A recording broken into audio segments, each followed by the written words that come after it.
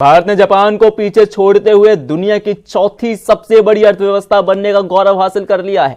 एक सरकारी रिलीज के मुताबिक भारत की जीडीपी का कुल 4.18 ट्रिलियन अमेरिकी डॉलर तक पहुंच गई है। अनुमान है कि भारत 2030 तक जर्मनी को भी पछाड़कर दुनिया की तीसरी सबसे बड़ी आर्थिक महाशक्ति बन जाएगा। प्रेस रिलीज में कहा गया कि मजबूत घरेलू खपत और कड़े संरचनात्मक सुधारों के दम पर भारत दुनिया की सबसे तेजी से बढ़ती प्रमुख अर्थव्यवस्था बना हुआ है।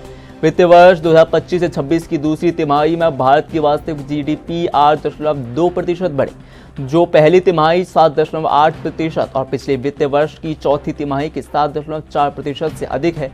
इसमें सबसे खास बात यह है कि यह ग्रोथ ऐसे वक्त में दर्ज की गई है जब पूरी दुनिया में व्यापार को लेकर अनिश्चितताओं का माहौल है।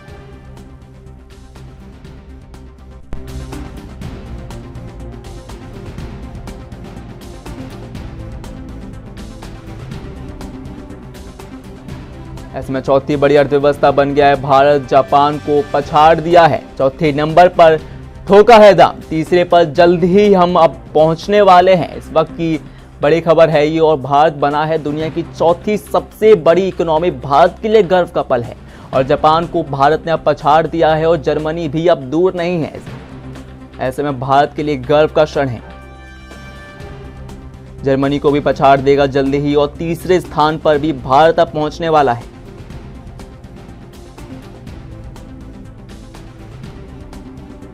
भारत इकोनॉमी के नंबर पर तीसरे नंबर पर पहुंच सकता है और चौथे नंबर पर पहुंच चुका है। जापान को पछाड़ दिया है भारत ने। ऐसे में भारत के लिए एक बहुत बड़े गर्व का क्षण।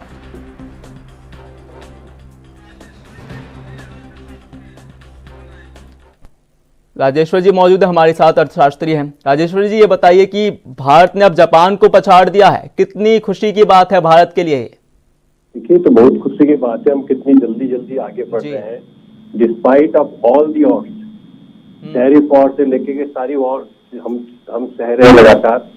और बड़े हमारे माननीय प्रधानमंत्री जी और पूरी टीम जो उनकी है बड़े संयत तरीके से काम कर रही है। न कोई रोक हो रही है, न कुछ कर रही है। क्या अब हम वोकल फॉर लोकल की बात करें, हम अपनी अर्थव्यवस्था भी साथ साथ मजबूत करते चल रहे हैं, सेल्फ इंडिपेंडेंट बनने की कोशिश कर रहे हैं लगातार, और हम काफी हद तक उसमें सफल भी हो रहे हैं। तो ये अपने आप में दिखलाता है कि हमारी इकोनॉमी कितनी स्ट्रांग हो रही है। और किसी भी भारतीय के लिए ये सर्व उजागर करने की बात है कि हमारी इकोनॉमी कितनी कठिन परिस्थितियों में भी, जिसमें दुनिया भर के देश इन्वॉल्व हैं और कई देश जो हमारे लगातार अगेंस्ट काम कर रहे हैं, हम यहाँ पे पहुंच गए हैं। जी, खुशी की बात तो है ही, बट राजेश्वर जी मुझे ये भी बताइए कि जब भी इकोनॉमी की बात आती है तो वहां पे पॉपुलेशन एक बहुत बड़ा मुद्दा भी वहां पर बन जाता है कि पॉपुलेशन के हिसाब से हम इकोनॉमी तय करते हैं।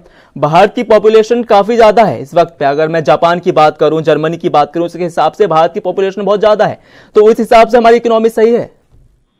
देखिए, दो चीजें हम कहते हैं, आप शायद मुझे लगता है कि पर कैपिटा की तरफ इशारा कर रहे होंगे।